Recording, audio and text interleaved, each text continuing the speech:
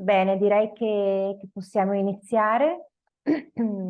Sicuramente si collegherà qualcun altro nei prossimi minuti, ma intanto diamo il benvenuto a tutti. Grazie per essere qui. Siamo all'ultimo incontro del corso di Euroformazione 2023, un corso che ormai da anni Union Camere del Veneto organizza grazie al contributo della Regione del Veneto nell'ambito di una convenzione per le piccole e medie imprese e con il supporto dello Europe Direct di Venezia. Questo corso risponde sicuramente a quella che è la missione di Union Camere del Veneto di supportare le nostre imprese nei loro percorsi di crescita, di digitalizzazione, di sostenibilità e di internazionalizzazione. E questo lo fa anche attraverso il coordinamento di Friend Europe, che è un consorzio della rete europea Enterprise Europe Network. E un paio di informazioni pratiche prima di iniziare. Il corso verrà registrato e se lo volete potete avere un attestato di partecipazione, quindi potete richiederlo.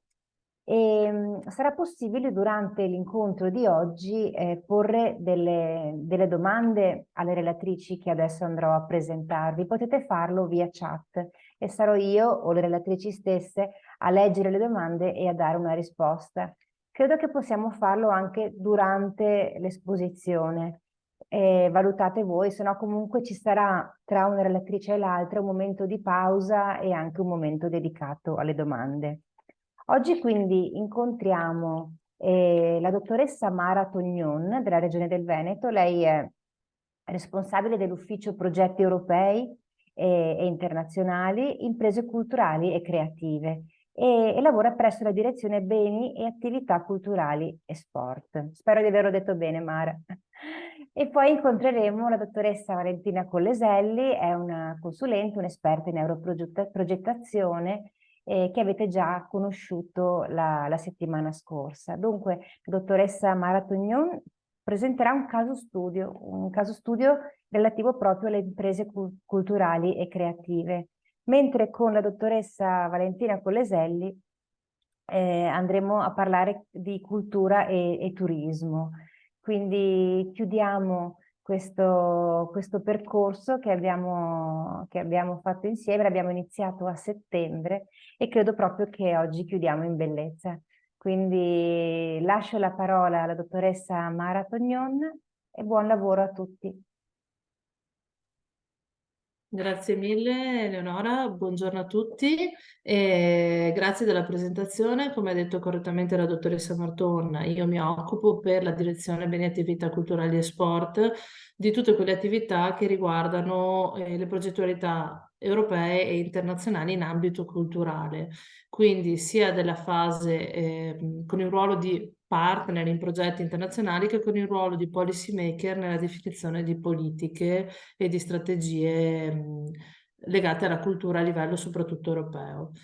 Chiedo gentilmente alle colleghe se possono confermarmi che si vede la presentazione, perfetto.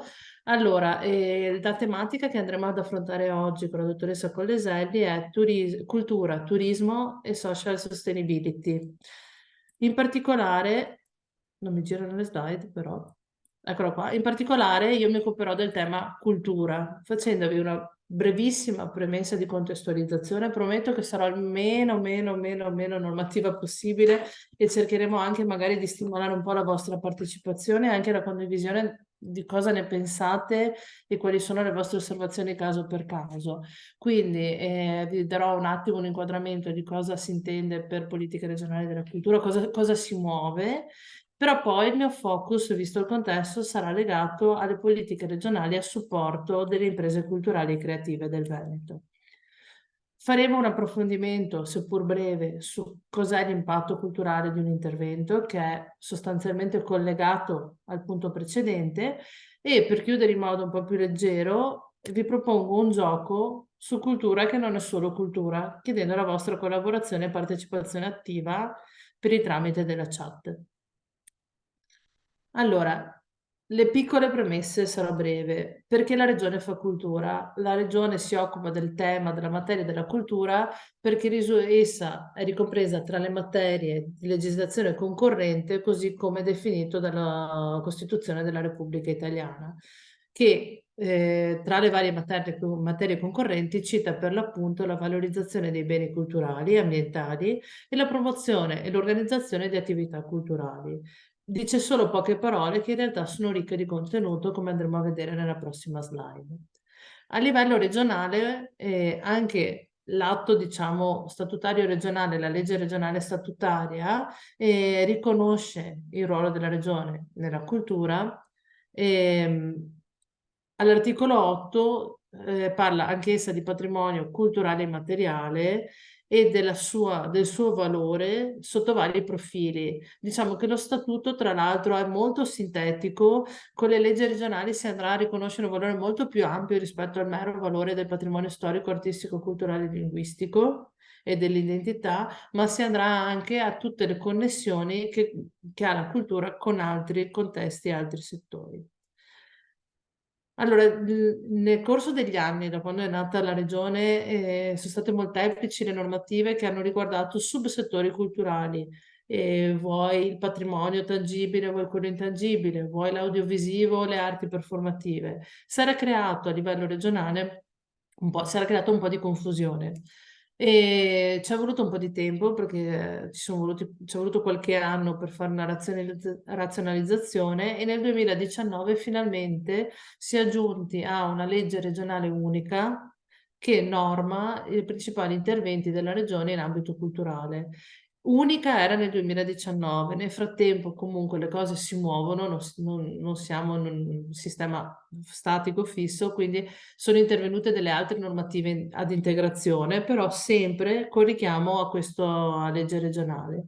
Questa legge regionale, come vi dicevo poc'anzi, indica quelli che sono gli ambiti di intervento, quindi non si ferma solo al patrimonio citato a livello nazionale e dalla legge statutaria regionale, ma li esplode in maniera più puntuale. Quindi si parla di beni materiali e immateriali, di servizi culturali forniti da enti quali musei, archivi, biblioteche o altri istituti di interesse culturale, azioni e iniziative culturali, quindi azioni fatte sia dalla regione sia messe in atto da altri soggetti pubblici o privati, purché no profit, per la valorizzazione, promozione o conservazione del patrimonio, le attività di studio e ricerca sul patrimonio, le tradizioni e le eccellenze storiche e artistiche, le attività di teatri, musei, coreutiche, cinematografiche e così via. Insomma, l'elenco ce l'avete.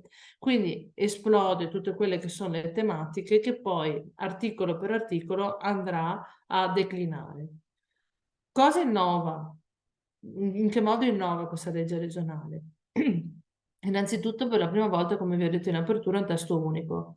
Quindi un beneficiario, un soggetto che opera in ambito culturale, che si occupa magari di attività differenti, non deve più impazzire tra varie leggi, varie normative, ha un unico testo di riferimento nel quale ha tutti gli indirizzi. Altra cosa importante, prevede una programmazione pluriennale, quindi esiste un programma di tipo triennale che è ancora poco, lo sappiamo, ma per un ente pubblico è molto, e nello stesso modo si sta muovendo anche il Ministero, quindi su base triennale prevede quelli che saranno gli interventi e le linee strategiche prioritarie nell'ambito culturale. All'interno del piano triennale c'è una programmazione. Esso viene poi declinato ogni anno in piani annuali. All'interno del piano annuale noi però invece possiamo trovare quelle che sono le linee di azione puntuali dell'annualità di riferimento in ambito culturale, sia linee che prevedono un finanziamento vero e proprio, sia linee che verranno sviluppate dalla Regione in collaborazione con altri stakeholder anche senza oneri finanziari. Quindi non è una mera elencazione dei bandi, ma è una programmazione degli interventi a 360 gradi. L'altra novità importante che interessa a noi oggi in questo ambito è che tramite la legge 17-2019, la legge regionale, per la prima volta la Regione dà un riconoscimento formale, istituzionale, alle imprese culturali e creative. dicendo tra le altre cose che la regione riconosce il valore economico, sociale e anche civile delle imprese culturali e creative. Ve lo accennerò io poi, lo vedrete anche con la presentazione successiva della collega, che il valore civile delle imprese culturali e creative, comunque l'aspetto della partecipazione civica e dell'impatto, sono degli elementi che sono sempre più importanti nella programmazione di delle politiche a tutti i livelli. Quindi per la prima volta c'è un riconoscimento formale, anche se in realtà la regione operava in questo ambito già da diversi anni, però non vi erano stati bandi, vi erano state le iniziative, ma non vi era mai stato nulla di giuridico che riconoscesse questo comparto come la cultura come impresa, sostanzialmente. La cultura era sempre stata qualcosa legata all'associazionismo e no profit, con questa norma la cultura viene riconosciuta come impresa. Le premesse sono finite, andiamo sul caso pratico e sulla questione pratica di cui parlava la dottoressa Marton in apertura. Il nostro focus di oggi sarà sulle politiche regionali, come vi dicevo nella prima slide, a supporto delle imprese culturali e creative del nostro territorio. Il POR FESR, perché il PR FESR 2021-2027 ad oggi rappresenta il principale strumento di policy a supporto delle imprese culturali e creative. Ciò significa che ci sono varie azioni in essere da parte della Regione che riguardano le imprese culturali e creative, ma se parliamo di politiche pubbliche, di pianificazione chiara, organizzata e definita, lo strumento principale è senza dubbio questo, che dovreste aver conosciuto nel corso, per chi ha frequentato tutto il corso, nel corso delle lezioni precedenti, ma del quale vi ho riportato una piccolissima sintesi in questa slide, che richiama anche l'acronimo, perché quando si parla di questi strumenti è sempre un gioco di acronimi, sigle, codici. Quindi programma regionale per il Fondo Europeo di Sviluppo Regionale è uno strumento di politica di coesione e vuole promuovere crescita intelligente, sostenibilità e inclusività. Se avete già visto questo strumento nelle lezioni precedenti, dovreste conoscere anche già la sua struttura.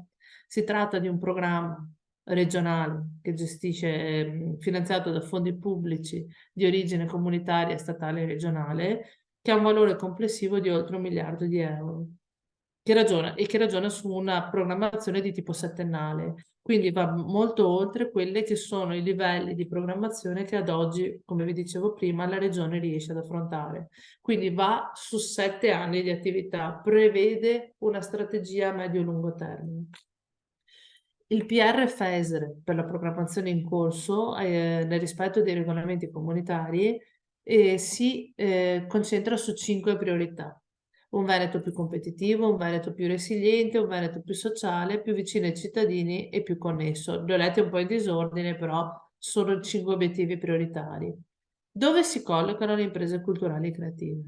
Senza dubbio si collocano sulla priorità 1, perché riguarda esplicitamente gli interventi a favore dell'impresa, dello sviluppo economico e della ricerca. Ma non si colloca solo qui, a differenza della precedente programmazione 2014-2020, dove comunque erano già previsti strumenti a supporto dell'impresa culturale e creativa, nella nuova programmazione la cultura e, parlando di cultura, anche il ruolo delle imprese culturali e creative trovano spazio anche in altre 2 priorità. Quella legata al Veneto più sociale e inclusivo e quella legata al Veneto più vicino ai cittadini. E questo è già il secondo richiamo che vi sto facendo al valore civile, alla società, alla popolazione, che sarà un tema che ritornerà più volte durante le lezioni oderne. Allora, per farvi una piccolissima sintesi di quelle che sono le azioni che riguardano l'ambito culturale all'interno di questo programma, vi riporto quale elenco. Vi saranno, che non sono ancora avviate, dei fondi, delle azioni a sostegno della digitalizzazione del patrimonio culturale detenuto da soggetti non pubblici.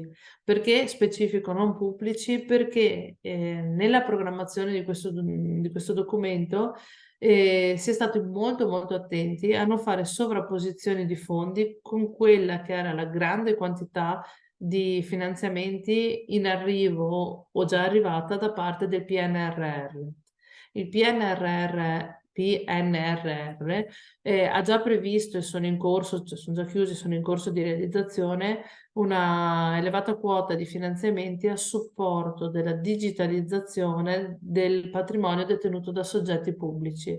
Digitalizzazione sia to cure di digitalizzazione di documenti e patrimonio, che anche transizione digitale del patrimonio pubblico, della creazione di reti e così via.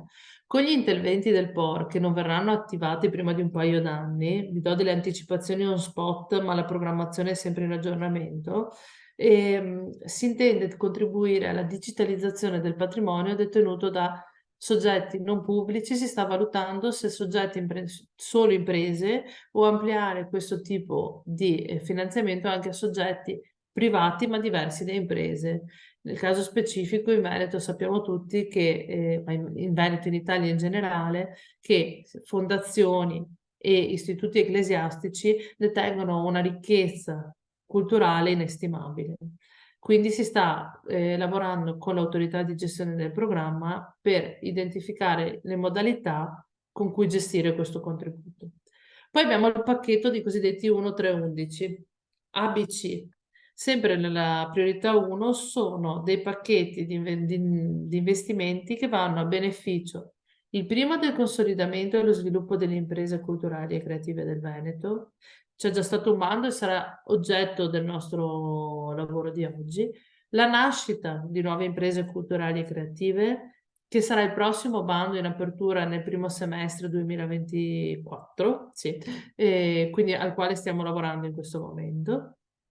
Ci sono dei finanziamenti dedicati alle produzioni audiovisive e cinematografiche che avvengono in Veneto. Questo è uno strumento introdotto durante a metà della vecchia programmazione, quindi in corso, che ha il doppio obiettivo di favorire lo sviluppo del settore del comparto audiovisivo del Veneto, quindi non solo le case di produzione, ma anche tutti gli operatori del sistema audiovisivo che circuitano intorno ad esse, e al tempo stesso di mostrare, fungere da vetrina del nostro territorio fuori regione, ma anche fuori paese. Quindi essere una sorta di strumento di promozione turistica della nostra regione. Abbiamo degli interventi assolutamente innovativi, credo siano gli unici in Italia, perché ad oggi nessuno, da quanto so, delle regioni italiane ha previsto un intervento di questo tipo nel proprio PR, legati alla governance del patrimonio UNESCO. Come abbiamo visto nella slide precedente, la priorità 4 è legata a un'Europa più sociale ed inclusiva, quindi legata alla partecipazione, alla condivisione di valori da parte dei cittadini. Quello che si vuole fare con questo intervento, che ha identificato come focus i soggetti, le aree interessate da patrimonio UNESCO, che possono essere di vario tipo, lo sappiamo, e vuole proprio lavorare per questo engagement della cittadinanza. E infine, a differenza della vecchia programmazione, l'ambito culturale è stato introdotto come ambito strategico anche per le strategie di sviluppo urbano sostenibile, sia per le strategie delle aree cosiddette interne, che in realtà rappresentano le aree un po' più periferiche del nostro territorio. Questo perché? Perché, come vi ha già detto e probabilmente vi dirà ancora la dottoressa Colleselli, è proprio nell'ottica delle strategie comunitarie per la rigenerazione e la trasformazione urbana che la cultura sta giocando un ruolo strategico e fondamentale, come chiave di sviluppo, ma soprattutto chiave di sostenibilità a medio e lungo termine. Questa è una carrellata, come vi dicevo, di quello che prevede il PR per la cultura. Quello su cui invece ci concentreremo stamattina è il caso specifico degli interventi legati al consolidamento e allo sviluppo delle imprese culturali e creative. Allora, prima di farlo vi do un flash sul codice, scusate, torno indietro un attimo, sul codice 1311A. Allora, 1 sta a significare l'obiettivo prioritario, OP1. Il secondo numero, 1.3, va a declinarlo in un obiettivo specifico, cioè le imprese culturali e creative dell'audiovisivo. 1, 3, 11, poi si suddivide in... Mi è saltato una slide, ve la correggo, o un passaggio ve lo correggo poi. A, consolidamento e sviluppo, B, nascita e C, produzioni audiovisive. Passiamo alla successiva. Allora, abbiamo detto che come caso prendiamo il caso dell'azione rivolta al consolidamento e allo sviluppo delle imprese culturali e creative già operative nel territorio veneto. Potete vedere il caso, come era strutturata la delibera, come era strutturato il bando, accedendo al Bureau della Regione, qui c'è il link diretto della delibera che ha approvato il bando. Io qua vi do una piccola sintesi. Allora, chi erano i beneficiari? Siamo nel contesto dell'azione 1.3, sono le imprese, micro e piccole e medie imprese. Anche micro perché quando parliamo di imprese in Veneto, in generale la dimensione è piccola e ce ne sono tantissime di unipersonale. Unipersonali, quando parliamo di imprese culturali e creative, questo è ancora di più. Cosa intendiamo per impresa?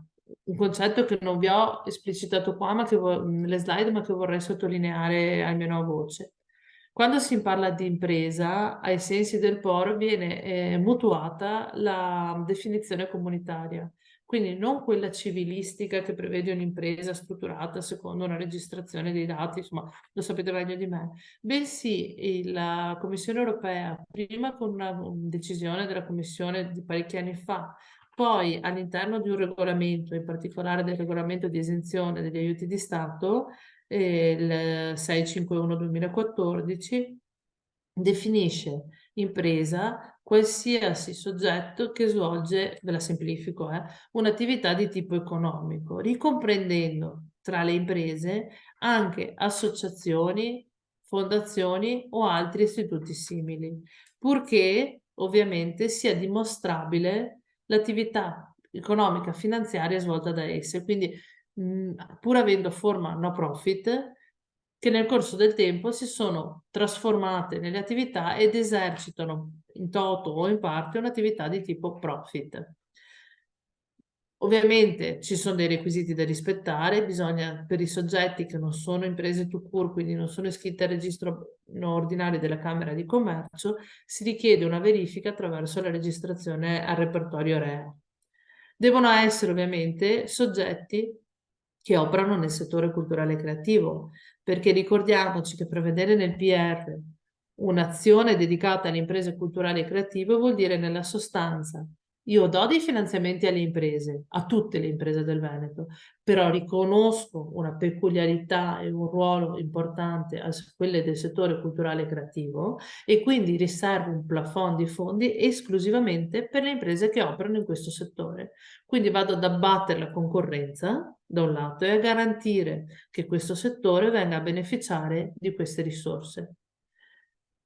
Come faccio a capire quali sono le imprese che operano nel settore culturale e creativo? Il settore culturale e creativo è un settore molto ampio e anche molto fluido. Tanto già culturale e creativo vede già due mondi un po' connessi ma battezzati sotto un nome diverso. E come facciamo? Utilizziamo i codici Ateco. Banalmente utilizziamo i codici Ateco perché è uno strumento che ci permette di verificare che operino che un'impresa operi in un determinato settore. Di norma, per l'analisi noi partiamo da un'analisi di quelli che sono i codici Ateco mappati a livello nazionale o dei principali enti di ricerca sul settore o dei dati camerali e utilizziamo anche il rapporto Simbora, che è un rapporto annuale. Dopodiché c'è una declinazione anche a livello territoriale, in quanto alcuni dei settori che si configurano come culturali e creativi, in particolare creativi, beneficiano già di contributi storici gestiti da altre strutture. Cosa andiamo a finanziare? Andiamo a finanziare lo sviluppo, abbiamo detto consolidamento e sviluppo, attraverso azioni che introducono innovazioni sul prodotto o sul servizio reso dall'azienda, ma non solo sul prodotto o servizio, anche sui modelli di business organizzativi. Un'impresa potrebbe decidere, di tipo, un'impresa culturale potrebbe decidere di fare domanda di accesso a questi contributi non tanto per produrre qualcosa di nuovo o modificarlo, bensì per modificare i suoi modelli di gestione e rendere tutto il flusso, tutto il funzionamento dell'impresa più efficiente e vantaggioso nel mercato. Lo stanziamento del primo bando è stato di 3,5 milioni di euro, non euro, anche qua scusate un secondo refuso ma ne prendo nota, e questo finanziamento fa parte di uno stanziamento complessivo per questa azione di 10 milioni di euro. Il contributo è pari al 70% delle spese ammissibili, altra differenza molto importante in quanto i bandi a supporto dell'impresa tradizionale non si espongono così tanto, il contributo di norma è del 50%. Vista la peculiarità e le problematicità di accesso al credito del settore, si è deciso, ovviamente di concerto sia a livello di amministrazione regionale che di autorità di gestione del programma, di innalzare questo contributo al 70%. È in de minimis, ma darlo al 100% è un rischio che la regione non può correre, essendo comunque l'avanzamento e la realizzazione di questo programma del PRFESR soggetto a sua volta di un controllo da parte della Commissione europea. Il valore dei progetti di ciascun progetto si può assestare tra un minimo di 15.000 euro e un massimo di 285.000 euro. Quindi anche in questo caso, a differenza di altri bandi, è stato dato un range molto ampio. Perché? Perché i soggetti che operano in questo settore hanno caratteristiche completamente diverse e quindi per riuscire a coprire un settore così eterogeneo abbiamo optato per un'opzione di costo molto molto ampia, cosa che di norma non avviene. Come viene valutato? Non è un bando sportello, è un bando che va a vedere quelle che sono le caratteristiche dei progetti presentati. Non è chi prima arriva, prima è servito, ma è chi arriva con il progetto più completo, secondo una serie di criteri che sono trasparenti e contenuti nel bando, sarà quello che prende il finanziamento, a prescindere dal momento in cui è presentato la domanda. Quindi ci sono dei criteri di valutazione basati sul proponente e sulla proposta. E in più sono introdotti dei criteri di premialità, tra i quali ve ne cito uno che magari è più connesso a quello che è il contesto in cui ci troviamo, che è la coerenza con le strategie europee di settore, ma anche se il soggetto proponente ha già presentato a prescindere dall'esito, progettualità in altri programmi di tipo comunitario. Questo per due motivi. Uno, per capire qual è l'interesse effettivo nella proposta, se comunque è legata al singolo progetto o fa parte di una strategia di impresa più ampia. In secondo luogo, per promuovere anche i beneficiari, per stimolare i beneficiari a guardare un po' più in là della regione, perché gli strumenti, come avete visto in queste settimane, sono diversi. Ora vorrei darvi un piccolo feedback di quello che è stato l'esito. Allora, questo bando si è chiuso a giugno e i risultati sono stati pubblicati a fine settembre e a primo ottobre. Sono pervenute 300 domande complessive, di cui 265 sono risultati eleggibili. Tradotto, avevano tutti i documenti in regola per essere valutate. Quindi, molto bene. Questo è l'esito ovviamente della verifica documentale. Delle domande ammissibili a una valutazione di tipo qualitativo, 170 sono risultate non ammissibili al contributo e 115 invece ammissibili al contributo. La valutazione è stata fatta dalla CTV. CTV è la Commissione Tecnica di Valutazione, quindi un team di personale composto da rappresentanti della regione, della direzione e di AVEPA, che è l'organismo intermedio deputato alla gestione amministrativa contabile, che ha valutato in base ai criteri che erano nel bando la qualità e la rispondenza di questi progetti agli obiettivi del bando stesso. Totale domande finanziate 33. Allora qui chiedo a voi, se qualcuno ha voglia in chat, vi do un minuto esatto di mettere qualche osservazione su questi dati, ma anche banale, se qualcuno vuole partecipare. Adesso vediamo se qualcuno prova a riformulare, Mara, un po' meglio che cosa vorresti che inserissero. Cioè, che tipo di osservazioni ti aspetti? Aspetta che hai il microfono spento. Sì, dicevo, intanto ho visto una domanda in chat, poi rispondo prima Infatti, di riscontrare qui.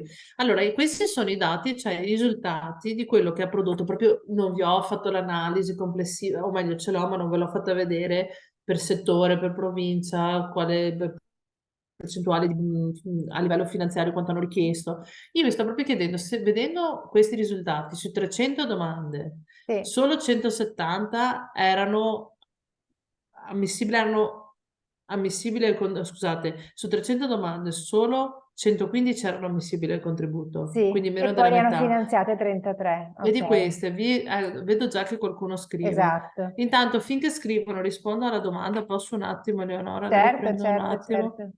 Allora, Poi sì, se i vuoi te liberi la leggo, professionisti. te la Allora, leggo. buongiorno. Prego, prego, Eleonora. Allora, buongiorno. A livello comunitario si intende impresa anche il libero professionista a partita IVA o Sì, deve comunque esserci la registrazione e registro delle imprese? la risposta è sì, dipende, ovvero il libero professionista può aderire laddove è iscritto un albo, altrimenti deve essere iscritto al registro delle imprese come libero professionista, ovviamente non in altre forme. È una richiesta che non viene tanto dalla regione, ma che viene dalla misurazione degli indicatori da parte della Commissione europea. A contrattazione abbiamo provato a chiedere se era possibile evitare la registrazione. L'unica soluzione è nel caso di architetti o paesaggisti che abbiano un albo, faccio questo esempio perché è l'esempio classico, devono essere iscritti all'albo o a strumenti analoghi. Qualche stimolo credo sia arrivato, Eleonora, se vuoi proviamo a Sì, vederli. allora c'è stato qualcuno che intanto chiede il totale dei finanziamenti a quanti euro 3 ammontasse. milioni e mezzo giusti perché il 33esimo progetto è stato finanziato parzialmente. Quindi li abbiamo spesi tutti, avremmo spesi anche di più a vendere. Ecco, poi c'è qualcuno che dice su come mai, cioè come osservazione dice ma come mai solo 33 finanziate che è circa il 10%? Uno chiede ma le motivazioni delle domande non ammissibili quali erano? Perfetto. E infine l'ultima considerazione, sembrerebbe che la qualità delle iniziative era bassa e poco allineata agli obiettivi del bando. Allora, tutte domande che speravo arrivassero. Allora, la prima domanda ho già risposto. Noi con i 3 milioni e mezzo di euro di stanziamento siamo riusciti a finanziare 32 progetti per i loro complessivi e il 33esimo in parte, quindi non ha avuto tutto il contributo che gli spetterebbe da Quindi è valutazione. stata fatta una graduatoria praticamente. Assolutamente sì, è stata fatta una graduatoria perché con la commissione avevamo i punteggi, è stato attribuito un punteggio in base ad ogni criterio ed è stato attribuito il punteggio. Allora, la seconda, adesso non me ne ricordo Non importa. le domande Le nell'ordine. motivazioni, vengono chieste le Allora, motivazioni e la qualità. le motivazioni sono di due tipi e adesso andremo a vederle insieme. La prima motivazione è che era dal 2019 che non c'era un bando per il settore. Quindi noi nel 2023 300 domande ce le aspettavamo perché il settore aveva avuto il periodo di crisi Covid, c'erano stati dei contributi sul Fondo Sociale Europeo per, diciamo, la sopravvivenza, vorrei chiamarla, più che la ripresa di questo settore, ma contributi a fondo perduto per investimenti nell'impresa non ce n'erano stati. Quindi c'era questo vuoto pluriennale da colmare. Secondo motivo, ehm, secondo motivo, scusate, mi sono perso un attimo, le imprese culturali e creative del Veneto non sono 300, sono 12.000.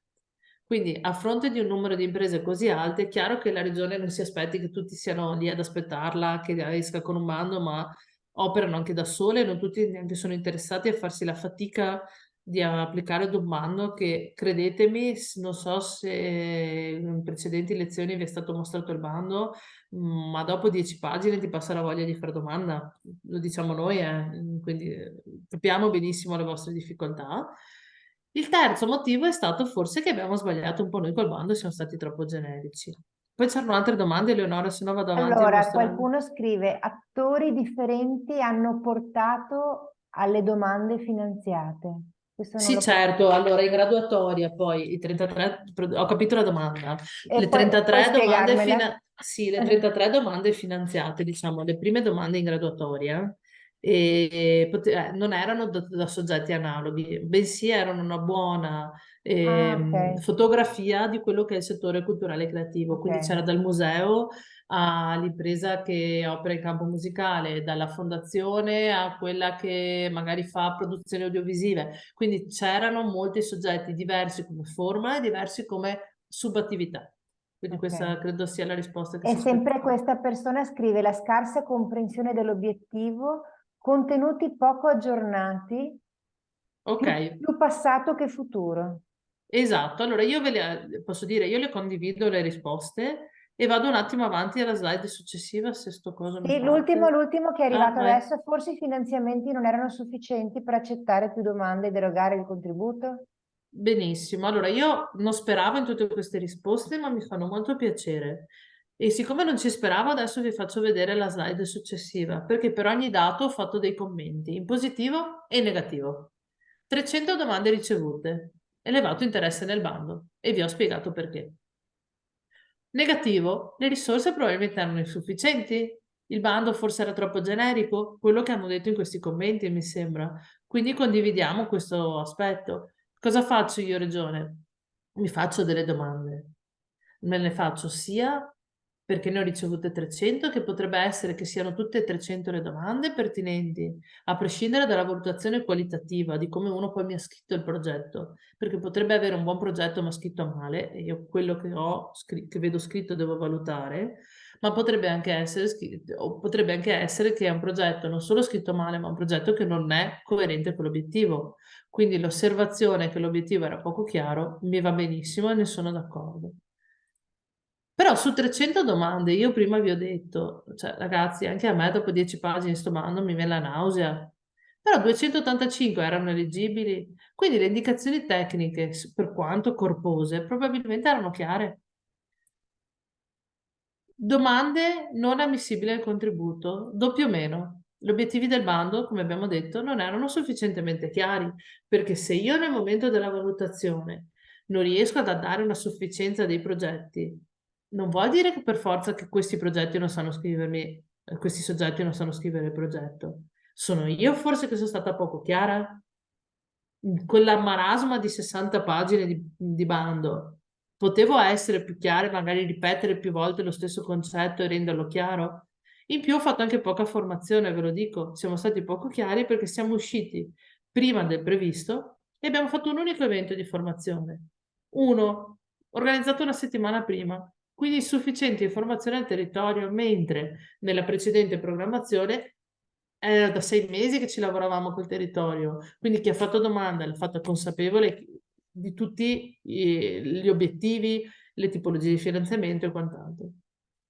Ma forse anche qualche aspettativa non corretta sui risultati è sempre colpa mia, nel senso che se un soggetto ha un'aspettativa sbagliata, sono io che gliela comunico male. Le finanziabili comunque non erano poche, nel senso che c'è stato un serio filtro, però le finanziabili non erano poche. Il serio filtro dopo vi spiego perché c'è stato, perché si voleva filtrare, perché voleva essere un'indicazione al territorio. 115 domande finanziabili, vuol dire che il tessuto imprenditoriale del Veneto è molto attivo, perché 115 non sono poche. Se andiamo a vedere gli altri bandi, lasciamo quelli a sportello di industria e artigianato dove potete partecipare anche come impresa culturale e creativa, nessuno ve lo vieta, ma può partecipare la qualunque impresa. Vuol dire anche che è una buona qualità dei progetti, perché su tutte queste 115 domande, se hanno ottenuto un punteggio che le rende finanziabili, vuol dire che 115 progetti finanziabili è tanta roba, ma veramente tanta roba. Solo 33 finanziate. Ho la certezza che sono progetti di eccellenza, perché con un filtro del genere, pare anime, devono avervi fatto il miglior progetto del mondo, però ho una seria difficoltà perché non posso finanziare, non dico tutti e 115, ma almeno altri 30-40 progetti che vi assicuro erano di qualità elevata, perché questo filtro mi ha fatto veramente filtrare i migliori. Quindi un rammarico. Dove mi concentro io? Non mi concentro, cioè mi concentro su tutti, ma quello che dove a me preme di più concentrarmi in questo momento, la mia prima priorità sarà questa, perché mentre negli altri qualcosa di positivo lo leggo, anche associato a un elemento negativo, 170 domande non ammissibili, non so chi avesse fatto questo commento in chat prima, è un problema grosso, è un problema di comunicazione e di stesura del bando che noi nel prossimo bando intendiamo affrontare in maniera chiara. Stiamo già facendo tutta un'attività di analisi per capire cosa non è andato, ma non solo analisi del nostro testo, vogliamo anche analizzare i punteggi per singolo criterio, vedere dove sono stati i punti dove è caduto. E questa tipologia, questo esempio molto piccolo che vi ho fatto, dei dati con dei dati semplici, è un'analisi molto superficiale, possiamo dire, perché vi ho messo un più o un meno, proprio a titolo esemplificativo, è un'attività che probabilmente il beneficiario non vede, ma che per noi è fondamentale, che è un approccio alla definizione delle politiche pubbliche a livello regionale, che lo so che magari in un'azienda può sembrare più ovvio, ma per un ente regionale guardare gli errori che ha fatto prima per migliorarli è un approccio un po' innovativo. Non so se ci sono altri commenti, Eleonora, perché sennò Allora, poi io vado qualcuno ha avanti. scritto che tempistiche e obiettivi, se diversi, ha il nuovo bando? Allora, il nuovo bando, beh, quello che uscirà in primavera 2024 è per la nascita di nuove imprese, ok? E gli viene dato un tempo un po' più lungo per realizzarlo. Tra l'altro, sottolineo, le imprese che hanno applicato a questo bando avevano un limite molto, molto, molto stringente, ovvero questi progetti per esigenze del programma, non loro, della regione, per esigenze del programma, dovranno rendicontare entro settembre 2024, quindi hanno dei tempi molto stretti. Ci auspichiamo che nel prossimo bando, che uscirà presumibilmente fra un paio d'anni, le tempistiche saranno più lunghe anche per la realizzazione del progetto. Come tempi viene pubblicato il bando, 2 mesi per fare domanda, 3 mesi per la valutazione. I 3 mesi per la valutazione sono da regolamento. Altre domande? O vado avanti?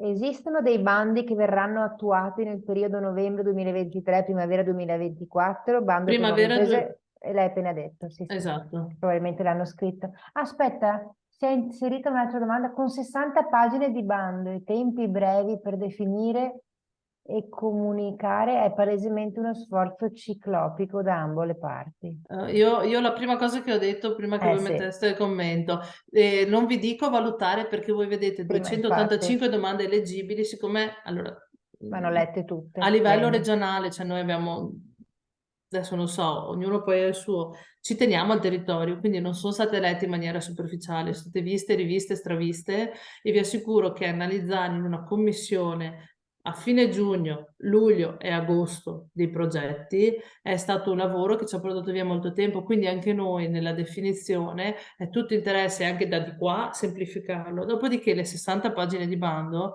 io sto facendo una lotta contro i mulini a vento, ma non solo io, anche il mio direttore, anche i miei colleghi, però le regole del PR ci impongono di mettere determinati parti nel bando, determinate normative, previsioni.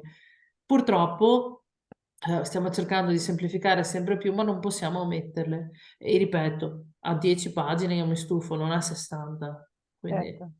Ascolta, e semplificato. una persona scrive, chi compone la CTV? La CTV è nominata dal direttore della direzione nostra, tra membri della direzione, cioè il nostro direttore della direzione competente indica almeno un nominativo. Almeno un nominativo è indicato dal direttore di Avepa, poi 1/2, devono essere almeno 3 ovviamente per il numero dispari, e viene nominata con decreto di Avepa, perché è Avepa che è responsabile della gestione. I decreti di Avepa sulla nomina della commissione vengono pubblicati, ma non essendo un contributo rimangono fuori, credo, 15-20 giorni. Se avete necessità di avere più informazioni dovete rivolgervi proprio a loro. Allora ti leggerei un'altra ultima domanda, poi andiamo avanti, se no non facciamo in tempo Sì. a Poi corro. continuare. Sono troppi 3-4 mesi di attesa per le iniziative nel mercato odierno? Il bando in primavera vedrà le erogazioni e l'inizio delle attività nel tardo 2024. In ambito cultura si salta l'estate. Si salta l'estate, però la programmazione comunitaria non è una programmazione di struttura di fondi regionali, è una programmazione che purtroppo, io lo so che non è facile da capire dall'altro lato del tavolo, capiamoci, Però intervengono tre fattori sostanzialmente. Una programmazione legata agli indicatori, quindi il raggiungimento di determinati target, che sono sia di spesa ma anche di realizzazione di attività. Banalmente il numero di imprese finanziate, ad esempio, o numero di euro investiti e moltiplicatori realizzati. Ci sono degli elementi che sono legati alle disponibilità del bilancio. Come vi ho detto prima, il contributo del POR è composto da fondi comunitari, statali e regionali. Ciò significa che queste tre disponibilità finanziarie devono convogliare insieme. Quindi c'è una programmazione finanziaria che vede coinvolti diversi enti e diverse strutture. Terzo luogo, una questione di gestione. Da metà della scorsa programmazione la gestione amministrativa e contabile poi di erogazione dei contributi è passata ad ABEPA, nominato organismo intermedio di gestione, per rendere i flussi sia amministrativi che finanziari molto più fluidi e rapidi. Tuttavia non sono 2 miliardi di persone in ABEPA, quindi anche loro hanno necessità di fare le verifiche e quindi più di X bandi alla volta non riescono a gestire. Quindi è un insieme di fattori che si integrano. Vi dico di più, anche questo delle imprese culturali e creative, ve l'avevo detto in apertura, c'è stata fatta poca comunicazione su quello dello sviluppo perché? Perché il progetto è partito, il bando è partito 2 mesi prima del previsto. Quindi non siamo riusciti proprio, siamo andati a una corsa, l'abbiamo fatto noi, ma l'avete fatto ancora di più voi, che non avevate avuto le informazioni di un bando così prossimo all'apertura. Senza poi parlare delle difficoltà in un programma in avvio per quanto riguardava lettere di garanzia bancaria e quant'altro. Ne siamo più che consapevoli e siamo anche consapevoli che 12 mesi per realizzare un progetto di investimento sono pochi, soprattutto nel mercato odierno. Stiamo lottando con i mulini a vento, sappiamo che sono mulini a vento, ma noi continuiamo a lottare. Più di così non riusciamo a fare, perché sappiate che non è sempre solo colpa delle regioni, perché anche nel dialogo con la Commissione europea certe questioni noi le riportiamo ad ogni tavolo, ma risultano sempre ferme lì, non si riesce a trovare una via d'uscita. Vado avanti, Bene, Eleonora? sì, vai sullo sprint finale, Vado Mara. veloce, allora, intanto un piccolo accenno. Io adesso vi ho parlato di dati perché è importante guardare anche a ritroso. Un problema che abbiamo avuto sul bando è stato però, e questo ve lo sottolineo perché può essere fondamentale per voi, per capire anche perché c'è stata quella moria, l'impatto culturale, il criterio V4. E l'abbiamo anche spiegato, l'abbiamo semplificato il più possibile. Valore culturale della proposta e capacità del progetto di stimolare nuovi investimenti produttivi nel settore. Quindi non abbiamo fatto un impatto a 360 gradi, abbiamo focalizzato su questo elemento dell'impatto. Io credo che forse il 10% dei progetti abbia capito cosa volevamo e abbia dato una risposta a pieno voto. È in corso l'analisi su queste risposte, quindi non l'abbiamo mollata. Allora, impatto ve lo trovate qua, definizione da Treccani, urto, incontro, scontro violento. Oppure, in senso figurativo, l'influenza esercitata da qualche cosa, su qualcos'altro evidentemente. L'impatto culturale è l'influenza esercitata di un intervento sul sistema culturale, ma non solo sul sistema culturale, anche sui sistemi e sui settori ad esso collegato. Vi faccio una carrellata di un'esemplificazione di quali possono essere i settori e non sono tutti. Quindi, come faccio io a spiegare qual è il mio impatto culturale? L'impatto culturale significa misurare un cambiamento futuro. Quindi sto andando velocissimo, lo so, però penso che anche voi siate stanchi. Vuol dire identificare degli indicatori. Mi dispiace, spesso non ci sono, si dovrà anche costruirli, si può anche costruirli, nel breve tempo non si può, ma qualcosa disponibile c'è. Devono essere idonei, quindi se io ho un indicatore che ce l'ho già, è disponibile, ma non mi dice niente, non mi interessa. Ma soprattutto devono essere verificabili ora e un domani, perché è un cambiamento, abbiamo detto, futuro. Quindi valutare un impatto poi vuol dire prevederlo adesso. E per prevederlo adesso devo prevedere un cambiamento.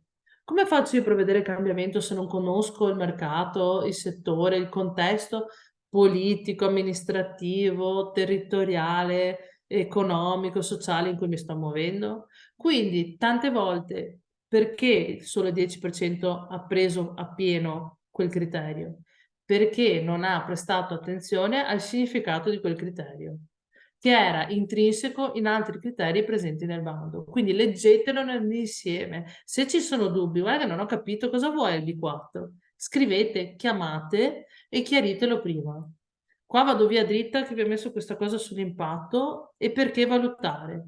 Perché vogliamo capire, perché vogliamo migliorare. E questo lo faccio io a livello del mio lavoro nella programmazione, ma vi invito a farlo anche nei progetti per chi l'ha presentato o nel vostro agire quotidiano. Voglio capire, voglio migliorare, voglio programmare.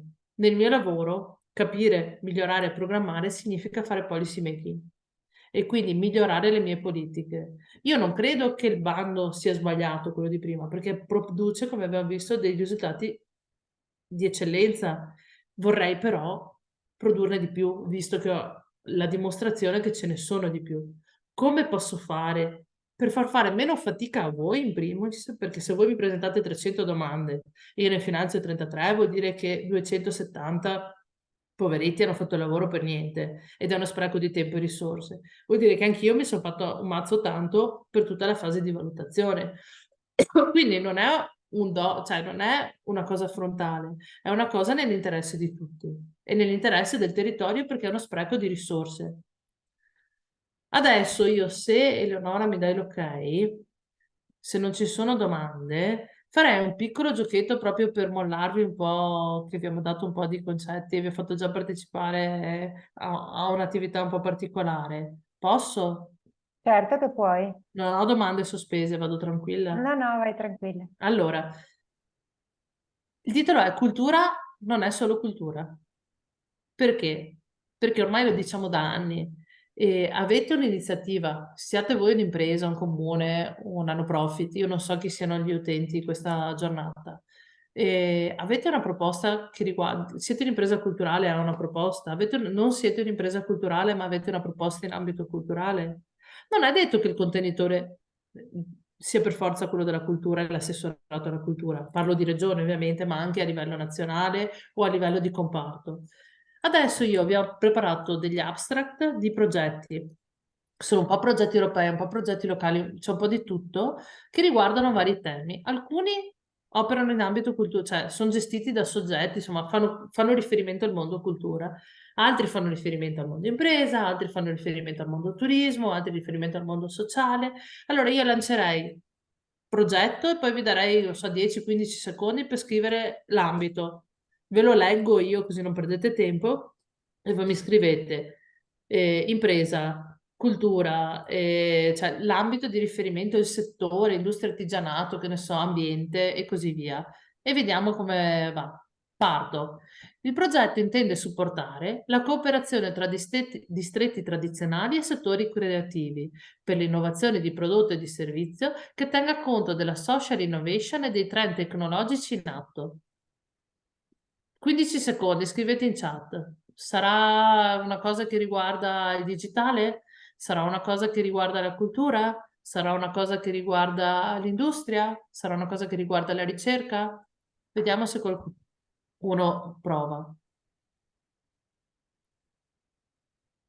Eleonora, dimmi tu Sì, li leggo tutti quando... insieme. Ah, ok, Intanto ne sono arrivati un paio. ma ne abbiamo, quindi ne ho un po' di esempi. Proviamo? Dai, scrivetene ancora un paio così.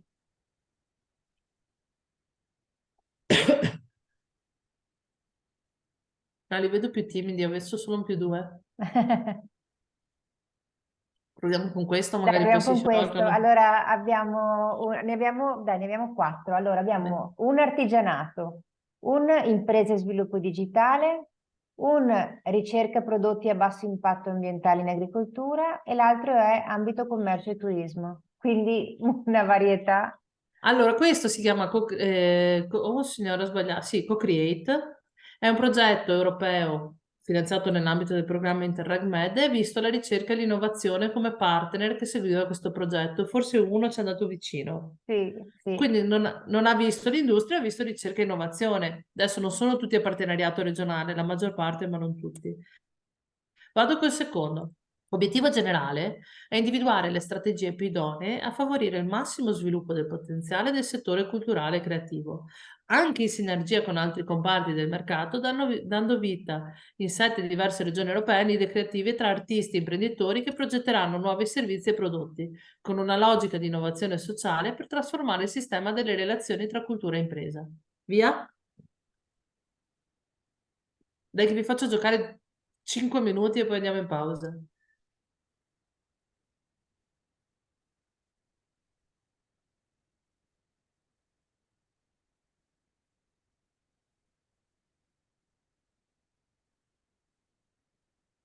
Niente, non abbiamo feedback? Vado io? No, aspetta, dai un secondo. Ecco, sì, dai, è arrivato un cultura. Potrebbe essere un progetto che include aziende del territorio, prodotti locali che valorizzano il territorio e che lo divulghi. Quindi promozione. Ok, allora questo è un progetto speculare a quello precedente, stesso bando, stessa priorità, gestito dalla direzione Beni Attività Culturali e Sport, la mia. Il primo Esatto. si focalizzava un po' di più sulla parte del digitale e degli hub, questo si focalizza un po' di più sul capitale umano. Stessa tipologia di progetto, potevamo divertirceli. Quindi non è detto che la struttura più competente di una materia o l'unica competente di una materia sia la stessa.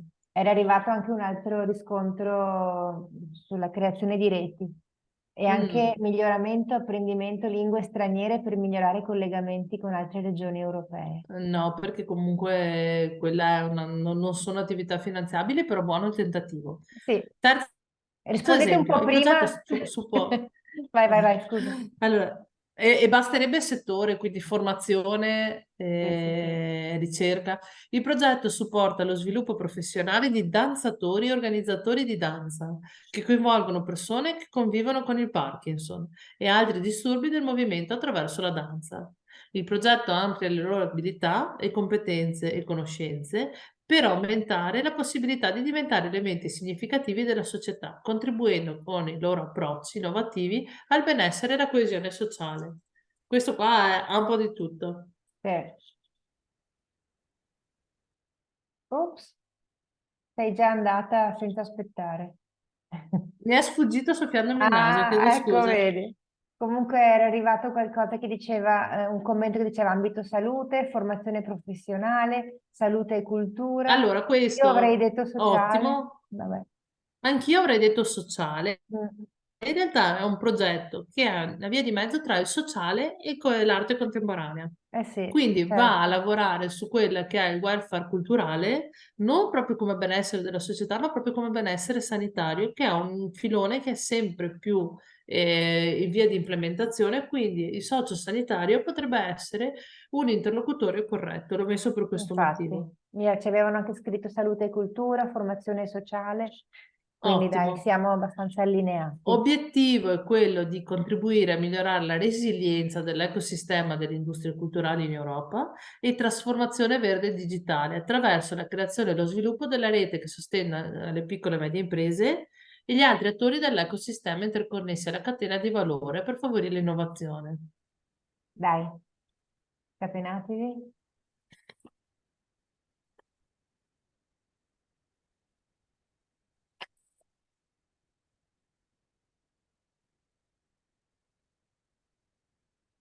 Vado? Vai. Cosa dicono? Allora, ma intanto c'è una domanda che leggiamo dopo. Dopo. Qualcuno ha scritto tutela del territorio, pali genetica, Interreg. Allora, è un progetto che si chiama Francis CI del programma COSME, che è il programma a gestione diretta della Commissione europea dedicato alle piccole e medie imprese, quindi a tutte le imprese. Non è dedicato alla cultura, è dedicato a tutte le imprese. Il Mhm. partner è Venetian Cluster, che è il cluster, il distretto dei beni culturali del Veneto, e la regione come cultura è associata in un progetto che deriva da un programma che finanzia l'impresa to cure. Quindi sì, impresa, quindi. Esatto. Tra il 2022 e il 2023 i registi Marco Gandini e Davide Puzziferri hanno seguito alcuni ragazzi disabili negli inserimenti lavorativi e nelle attività che si sono svolte nei più suggestivi ambiti turistici veneti. Il tutto è diventato un video che è stato, qua l'ho levato, ma è stato presentato anche alla mostra del cinema del Lido.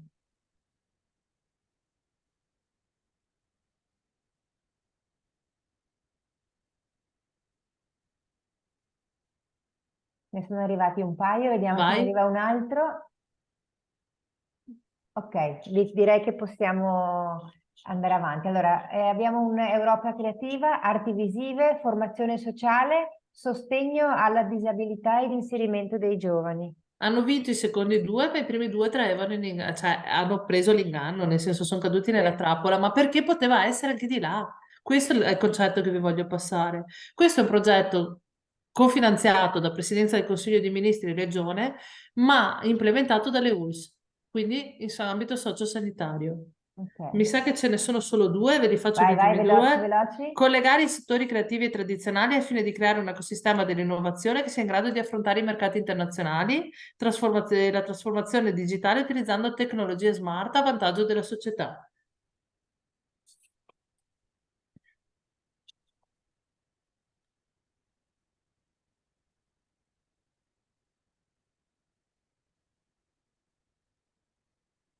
Io vado Sì, abbiamo, aspetta, abbiamo un PMI digitalizzazione e e abbiamo un Interreg.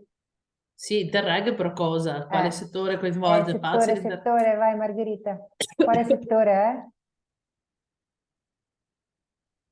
C'è chi scrive sviluppo mercato digitale, Il direzione partner bene. eravamo noi, la direzione beni, attività culturali e sport, ma se fosse stata un'altra direzione di quelle citate o un altro ente che si occupava di materie tra quelle citate andava bene. Ok, Vabbè, questo l'ultimo? qua è... No, aspetta, questo qua è lunghissimo, un secondo solo. Vado sul prossimo. Questo era di Sì, industria e sì, artigianato, ma era uguale a quegli altri, andiamo sostanzialmente sul prossimo, nell'obiettivo tanto poi si generale. ritrovano le slide. Questo voglio farvelo. Ok, vai.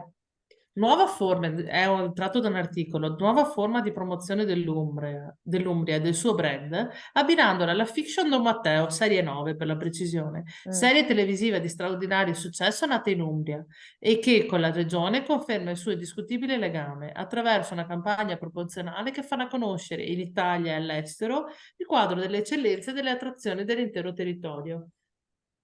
Questa voglio una risposta perché o lo sapete oppure Io ho un'idea.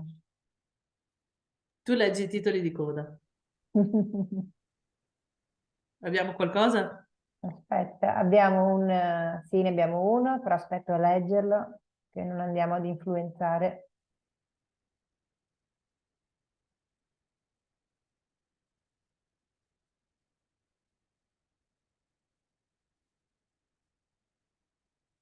Niente, ti leggo questo. Abbiamo un cinema. E tu cosa avevi?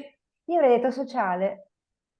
Questo tipo di Scusa, scusa, no, no, no, progetti. no, no, scusa, turismo, turismo proprio, Allora, questo turismo. tipo di fiction, Eh? non solo da Matteo, ma anche altre, scusate, non gira, sono finanziate, scusate, dal PSR, cioè dal FEASR, il Fondo Europeo per Turismo. l'Agricoltura. Ah, addirittura. Quindi Ah, questo, per pensa quello ci te. tenevo a farvelo vedere. Andiamo un pochino fuori da quelli Qualcuno che aveva sono i paletti tra... scritto, qualcuno aveva scritto ovviamente quando siamo partite noi a parlare, cinema e promozioni cinematografiche, promozione turistica e beni culturali, Sì, però non cinema e sul promozione del FESR, sul territorio, Fondo per l'Agricoltura. unicità dei territori, turismo, io avevo detto turismo, quindi vedi, invece è questa agricoltura. Sui fondi per l'agricoltura, non solo in Umbria, anche nelle Marche, anche adesso non so in Trentino su quale abbiano utilizzato, però la formula di Luxfide, che è la società di produzione, è quella di chiedere l'accesso a questi fondi per le produzioni. Quindi usciamo un po' dagli schemi. Pazzesco, Ultimo, e sì. ve lo dico io, un Sì. bando che finanzia progetti di sistema sviluppo di competenze e logica di rete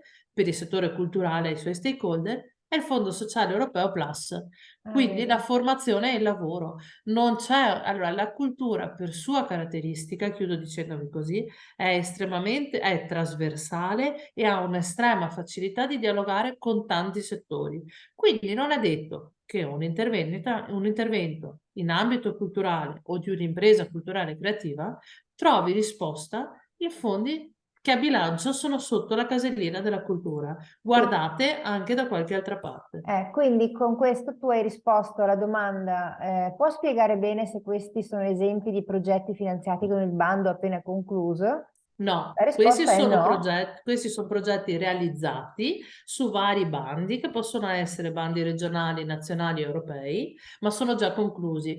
Quelli realizzati, se volete maggiori informazioni, c'è la graduatoria di AVEPA. Due di quelli realizzati so che li ha presentati la dottoressa Colleselli come casi la settimana scorsa, ma ce ne sono anche degli altri. Quello che abbiamo intenzione di fare è aspettiamo un attimo, partono e quando sono prossimi alla conclusione gli chiederemo un attimo anche per la promozione di quello che hanno fatto, perché poveretti sono appena partiti, hanno poco tempo, non hanno neanche non hanno ancora l'impegno finanziario, andargli a chiedere un approfondimento o dire in giro l'abstract dei loro progetti, e per il momento li tuteliamo un attimo. Però per sapere quali sono le imprese, sul decreto leggete chiaramente chi sono stati i soggetti finanziati. Benissimo. Allora, Mara, intanto grazie. È stato molto molto interessante. Io direi che facciamo 4 minuti di pausa e dopo questi 4 minuti tu potrai leggere l'ultima domanda che è arrivata che chiede un link dei bandi, ma rispondi dopo mentre parla Valentina, così poi tutti si ritrovano la risposta. Ci ritroviamo tra 4 minuti, quindi alle 11:15 ripartiamo con la dottoressa Valentina Colleselli.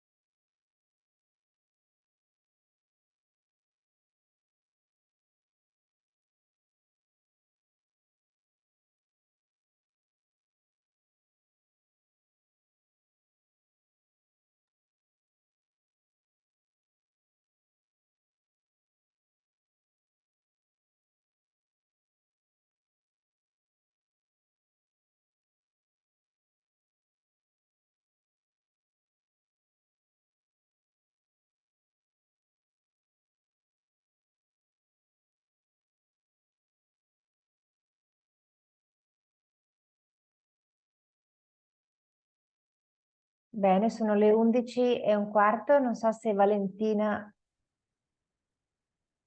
c'è, eccola. Sì, ci sono e mi scuso, ma sto entrando anche con un altro account perché ho le slide su un altro schermo, così posso proiettarle potendo guardare nel contempo Perfetto. e poi, quindi adesso io sono riuscita ad entrare, stavo Intanto facendo... ci sono dei ringraziamenti alla dottoressa Tognon per la sua esposizione.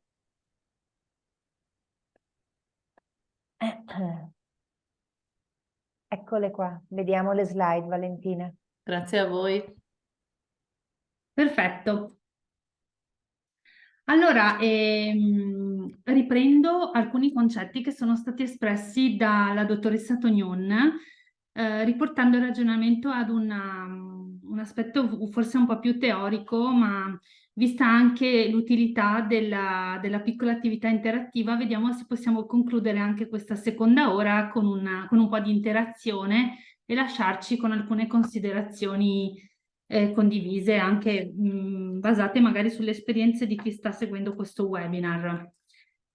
Il tema che volevo riprendere era quello che avevo accennato nel corso dell'ultimo incontro, che è il tema del New European Bauhaus, ed è questo nuovo approccio programmatico della Commissione europea che ci porta a ragionare in modo più complesso, che è anche uno dei motivi probabilmente per cui la nuova programmazione, anche in ambito regionale, richiede insomma delle progettualità dei temi innovativi e l'utilizzo di un approccio nuovo, anche trasversale, come abbiamo visto per il settore culturale e turistico, che in realtà possono accedere a contributi che fanno capo a altri strumenti finanziari e altri settori tematici.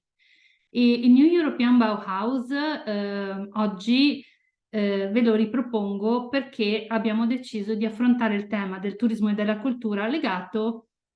Ah, sì, scusate, non mi sono presentata, mi viene chiesto di cosa mi occupo, magari lo faccio, finisco solo questo concetto del turismo e della cultura legato al tema della sostenibilità sociale, cioè abbiamo detto che vogliamo affrontare il tema del rapporto tra questi settori rispetto all'interesse per le comunità e per il sociale. Quindi io mi occupo, sono una libera professionista che mi occupo da più di 20 anni di programmazione europea e ho lavorato anche presso Union Camere del Veneto insieme alla Regione del Veneto e quindi ho seguito le politiche europee sia per quanto riguarda il tema della cultura e del turismo e attualmente, oltre a svolgere la libera professione, sono anche parte del gruppo di ricerca AICU di Fondazione Ca' Foscari che si occupa proprio dei temi del rapporto tra arte, impresa e cultura. Proprio per questo motivo vi accennerò a questi principi che stiamo affrontando in termini di ricerca applicata nell'ambito dei progetti e di come stiamo cercando di affrontarli in modo concreto. Insieme anche ad alcune realtà locali del Veneto, comuni, imprese che forse sono anche qui presenti e che stanno collaborando per crescere sempre di più in questo settore, quello culturale e quello turistico, che, come ha detto anche la dottoressa Tognon, sono settori che fanno impresa, fanno economia in Veneto, soprattutto quello culturale con le imprese culturali e creative.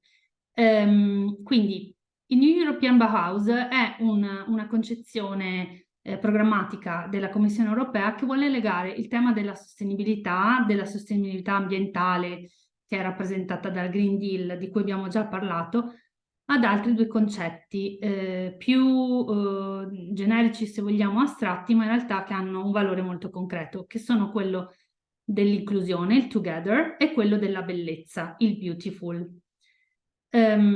Oggi appunto per quanto riguarda il tema dell'inclusione, l'aspetto che lega la cultura, il turismo al New European Bauhaus è il concetto della multidisciplinarietà dei nuovi progetti. Tutti i progetti e i programmi generalmente che a cui si può accedere e che hanno di base un regolamento comunitario ci portano a dover affrontare in questa fase di programmazione i temi dello sviluppo culturale e turistico pensandoli con diverse chiavi di lettura e magari anche interloquendo con soggetti diversi. Quindi il turismo e la cultura si legano oggi col tema delle comunità, della circolarità, dell'economia circolare, dell'educazione, della tutela ambientale, del contrasto alla marginalizzazione. Abbiamo a disposizione uno strumento che ci permette di approfondire questo tema, in particolare quello dell'inclusione e del together, di cui vi ho inserito il link, che è questo Compass, che è una linea guida della Commissione europea, la quale stabilisce quali sono le definizioni di questi 3 principi, ma anche come si può approcciarli in termini progettuali per esempio, pensare ad un coinvolgimento delle comunità. Ci sono proprio delle linee guida che ci permettono di capire come i processi possono essere innovati in questo senso. Naturalmente non stiamo parlando di nulla di nuovo, la progettazione partecipata o la coprogettazione esisteva anche prima, però adesso è stata codificata all'interno di questo documento che ci porta ad alzare un po' l'asticella, se vogliamo, dei nostri approcci partecipativi a livello locale e anche all'interno dei progetti. Il tema del together e quindi dell'inclusione sociale, infatti, non viene più visto come un tema da affrontare nel senso di coinvolgere le comunità come beneficiari passivi di un processo che è costruito da qualcun altro, ma veramente di legarli a una coprogettazione reale, che viene anche poi valutata in termini di indicatori nei progetti. Il problema è quello, il problema è anche una questione di punteggio, di valutazione dei progetti che richiedono sempre di più di avere nell'ambito della propria progettualità interagito o rafforzato relazioni e reti reali. Questo avviene anche nei progetti finanziati dalla Regione del Veneto, facendo riferimento in particolare al bando presentato dalla dottoressa Tognon, il bando che ha riguardato le imprese culturali e creative. C'era effettivamente anche un punteggio dedicato alle relazioni con altre imprese o alle relazioni con altri enti pubblici e privati, e questi elementi, che dovevano essere anche spiegati in termini di visione comune, venivano valutati con un punteggio. E forse, dato che c'era una competizione così alta, hanno permesso ad alcune imprese di poter avere quel punto in più per vincere il contributo. Questo è un elemento un po' nuovo, perché nella programmazione passata non c'era la necessità così espressa ed esplicitata di lavorare a processi partecipativi. Era un principio naturalmente sempre presente, però non così vincolante. Oggi lo è molto di più.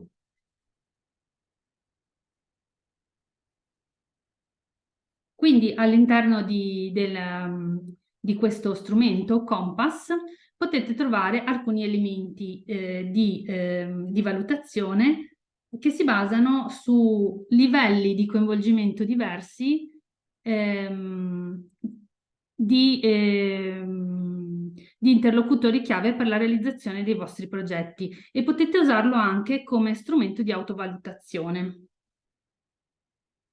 Come diceva la dottoressa Tognon, ci sono questo principio del coinvolgimento delle comunità e della social sustainability è trasversale a diverse call, e per quanto riguarda la mia esperienza mi porta a portarvi ad alcuni esempi su cui ho lavorato.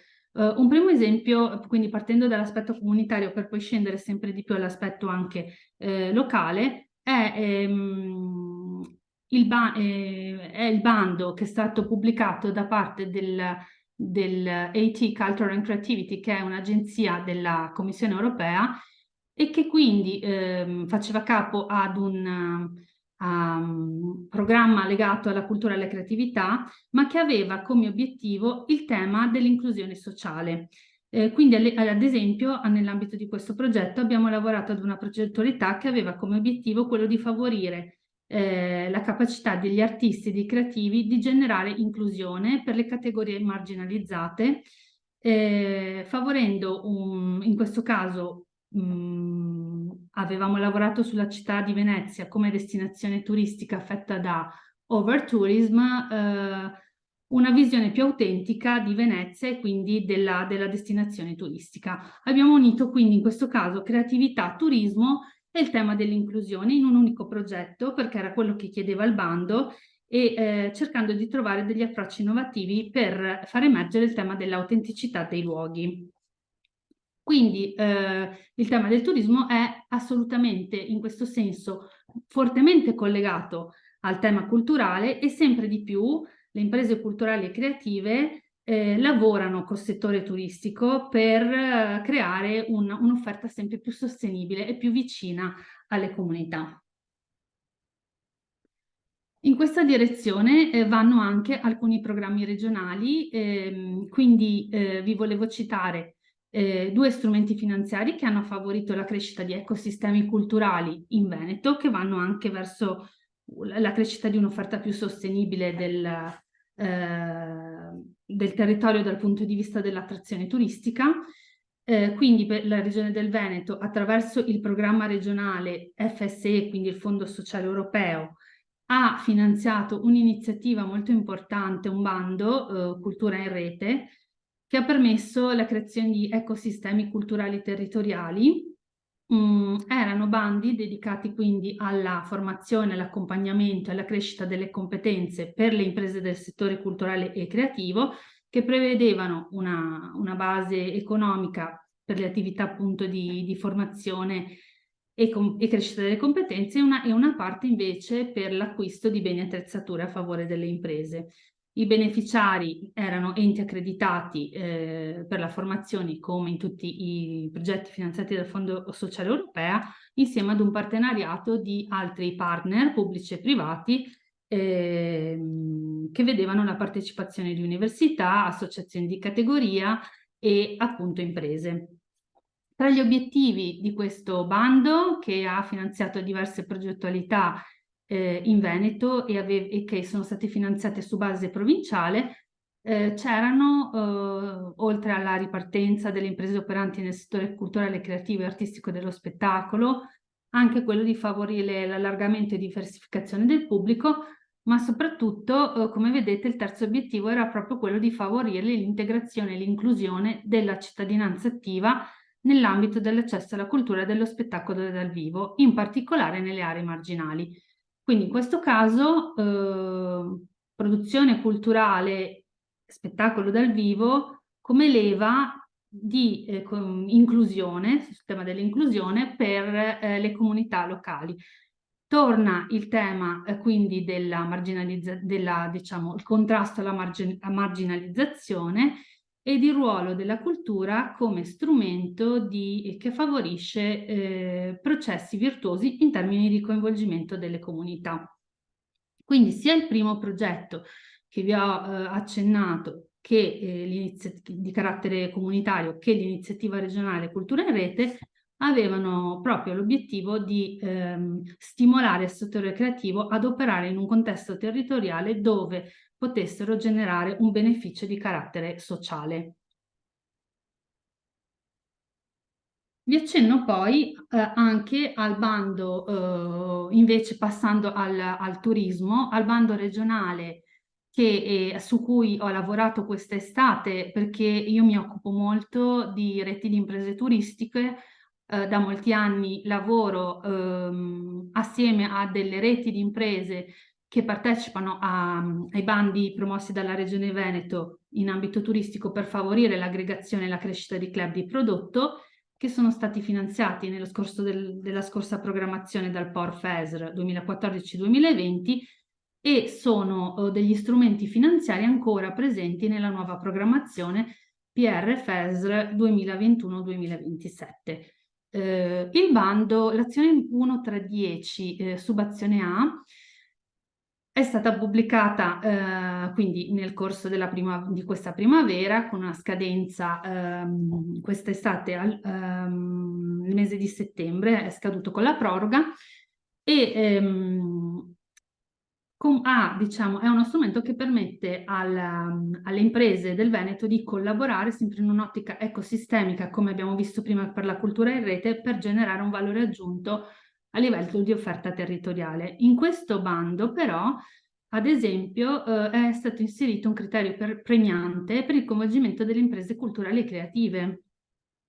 Tornando quindi al discorso di prima della dottoressa Tognon, dobbiamo perdere una visione, diciamo, tematica del nostro approccio alla progettazione e pensare sempre di più a come questi due settori, il settore delle imprese culturali e creative e del turismo, e il ruolo che hanno per le comunità si legano, e come questo viene favorito anche da parte degli strumenti finanziari messi a disposizione dalla Regione. Tra l'altro vi segnalo che verrà a breve pubblicato un nuovo bando per le aggregazioni di imprese turistiche, sempre finanziato nell'ambito del programma regionale FESR 2021-2027, e quindi qualora voi siate interessati a questo strumento finanziario, vi consiglio di tenere monitorato il sito della Regione.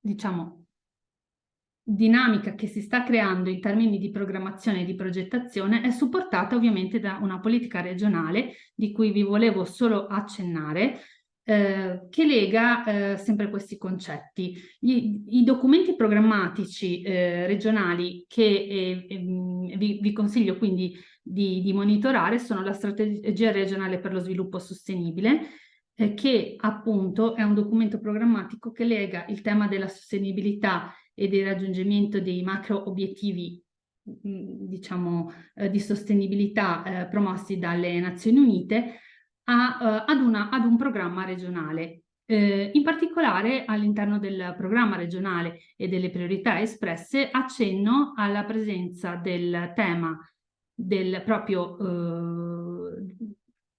creazione di prosperità diffuse, quindi di benessere per le comunità e le persone, che è una delle priorità del programma regionale, all'interno del quale una delle linee di intervento è proprio quella del potenziamento dell'offerta culturale. Un tema su cui sto lavorando molto, sia in termini di progettazione che di ricerca, è proprio anche il tema del valore dell'offerta culturale per la sua capacità di creare benessere, in un certo senso di curare e preservare la salute e la, diciamo, capacità di essere cittadini consapevoli, inclusivi, attivi, e quindi di favorire in un certo senso anche un aspetto legato alla cura e alla salute. In questo senso il progetto, per esempio, Dance Well, che aveva citato la dottoressa Tognon, va in questa direzione. Il progetto Dance Well è un progetto che mira alla valorizzazione del patrimonio pubblico per la sua capacità di essere contaminato dall'arte della danza come elemento proprio di cura e di bene per categorie, diciamo, con problemi fisici particolari. In questo senso si sta ragionando in modo molto trasversale, legando il tema della cultura quindi al tema del benessere. L'altra priorità invece di questo strumento programmatico di cui vi volevo accennare è la priorità 4, che riguarda invece lo sviluppo, la tutela e la valorizzazione dell'ecosistema socioambientale e quindi lo sviluppo di un territorio sempre più attrattivo in chiave di sostenibilità, dove la valorizzazione del patrimonio culturale, dell'ambiente e del paesaggio risultano essere linee di intervento prioritarie.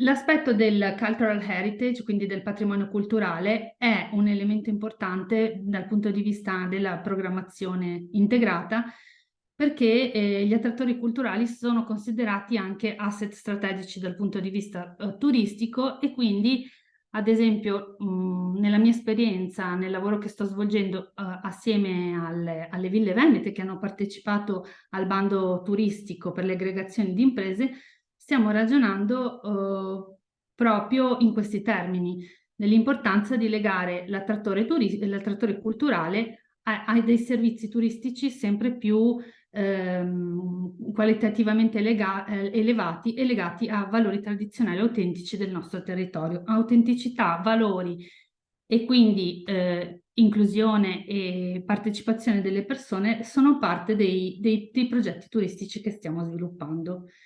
Queste due tematiche, quindi, a livello di programmazione regionale sono fortemente legati. Un territorio attrattivo, economicamente sostenibile e con un'economia quindi virtuosa è legato al benessere delle persone e delle comunità. E in questa rappresentazione grafica è evidente come questo sia fortemente collegato e anche legato agli obiettivi tematici delle Nazioni Unite. La dinamica, cioè quindi tutto l'approccio alla sostenibilità di cui abbiamo parlato ricade anche nelle politiche turistiche. Accenno qui al documento programmatico che riguarda invece la sostenibilità in ambito turistico, che è il manuale redatto nel 2022 da parte della Regione Veneto, tra l'altro all'interno di un progetto Interreg Italia-Croazia, Take It Slow, che ha promosso proprio il turismo sostenibile. Anche qui uno degli elementi caratterizzanti il tema della sostenibilità in ambito turistico è il tema dell'importanza dell'inclusione sociale e della crescita della dinamicità del tessuto sociale, nonché la concezione del turismo come una vera e propria risorsa economica ma anche culturale. La promozione di un turismo sostenibile quindi passa necessariamente attraverso le comunità locali e l'arricchimento culturale di esse, anche attraverso la comunità ospitante. E quindi i nostri interlocutori all'interno dei progetti anche turistici non sono solo i visitatori, non sono solo i turisti, ma diventano sempre di più appunto le comunità. All'interno del manuale della sostenibilità regionale del Veneto è presente a pagina 106 una checklist che riguarda la sostenibilità delle vostre strutture, delle vostre realtà, per cui chi opera in ambito turistico può scorrere i quesiti che sono riportati all'interno anche per fare un'autovalutazione di sostenibilità rispetto alle tematiche che stiamo trattando oggi. Infine, sempre in ambito turistico, volevo accennare alla Carta dell'Accoglienza, che è un'altra importantissima iniziativa regionale e che fa parte sempre di questa programmazione e che riguarda la crescita e lo sviluppo di un turismo sempre più sostenibile in Veneto.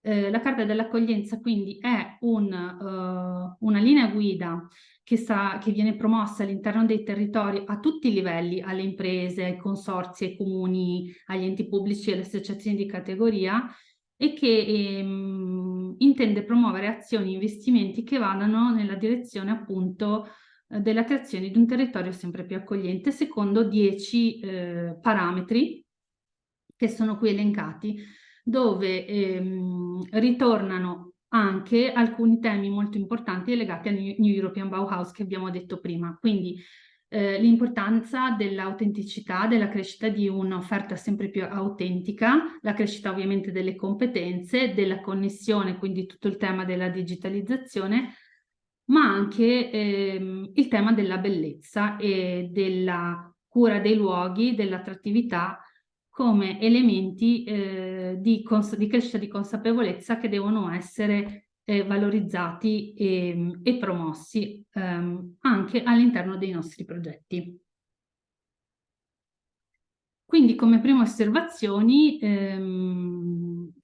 ritengo che il turismo contribuisca allo sviluppo del senso di appartenenza e al principio di inclusione promosso dalle politiche europee attraverso gli European Bauhaus, e quindi nella progettazione di iniziative e investimenti in ambito turistico si debba tener conto sempre di più di questi valori e principi, e di cercare di intercettare gli strumenti finanziari che possono permettere la costruzione di progetti in grado di valorizzare il ruolo delle comunità ed il loro senso di appartenenza in ambito turistico e culturale, che è appunto un elemento sempre più diffuso. Attraverso la metodologia Compass è possibile costruire azioni di coprogettazione e coinvolgimento delle comunità già nella fase di sviluppo dell'idea, dato che la sostenibilità sociale non è solo un obiettivo, ma è anche parte del processo, e forse questo concetto deve essere ancora un po' rinforzato e deve entrare a far parte del nostro approccio progettuale perché sta diventando sempre più importante. In questo senso dobbiamo pensare assieme a nuove soluzioni e nuove idee progettuali che vadano oltre lo stato dell'arte.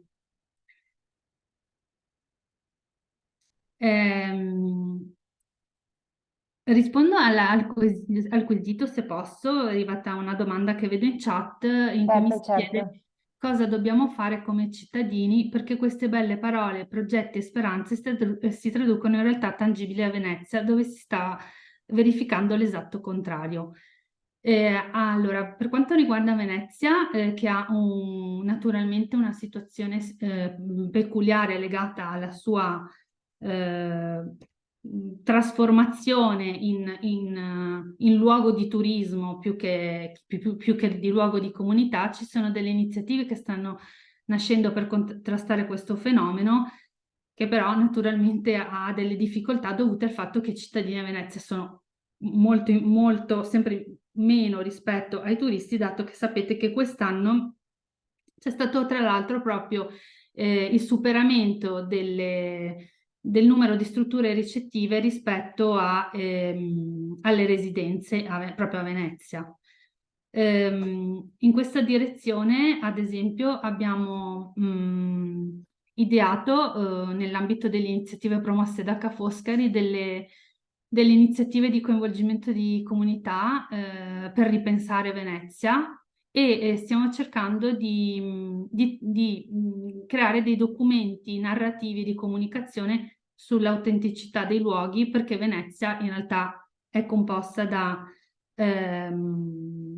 varie stratificazioni di identità e preserva ancora una forte autenticità. Quindi ci sono delle iniziative di comunità che sono partite dal basso in questa direzione. Naturalmente io credo che a Venezia sia difficile, diciamo, invertire la tendenza se non attraverso una politica dedicata che dovrebbe essere ripensata anche naturalmente con l'aiuto di una programmazione a più livelli, appunto. Come fare per poter bloccare? Diciamo che ormai siamo in una situazione di snaturamento della città. Come fare per poter bloccare questo? Questa è la domanda, e sinceramente non ho una risposta, perché sarebbe, penso, complesso trovare una risposta univoca in questa direzione. Però la Regione del Veneto sta cercando di promuovere iniziative per la delocalizzazione dell'offerta turistica, quindi il trasferimento cioè la promozione di località meno conosciute e che possano permettere una decongestione dei flussi turistici su Venezia, e questo è quello che sta accadendo, anche se naturalmente Venezia rimane un fortissimo attrattore. Ed insieme a questo cercare di consolidare anche proprio la vivacità e l'energia delle comunità locali anche attraverso l'attività culturale, con iniziative dedicate, perché la vitalità di una città dipende dai cittadini, dalla loro capacità di fare rete, ma anche dalla loro capacità di generare un'offerta culturale che renda viva la città per chi vi abita. quindi non saprei come si possa contrastare il fenomeno, però ritengo che si debba partire dalla comunità e dal loro ruolo all'interno del processo di coprogettazione, che è quello che si sta cercando di fare.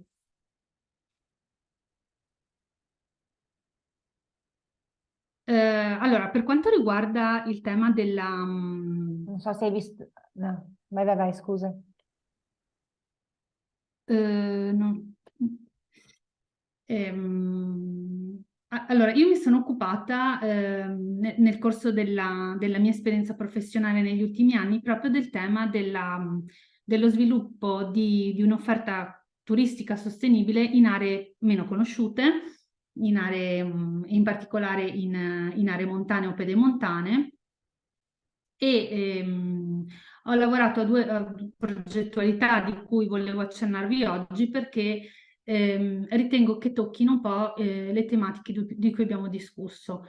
E vi volevo poi chiedere se questi temi che fanno parte delle sfide di rigenerazione culturale e turistica di alcune destinazioni sono per voi temi familiari oppure se effettivamente sono delle tematiche per le quali c'è la necessità di trovare nuove soluzioni e nuovi modelli di sviluppo.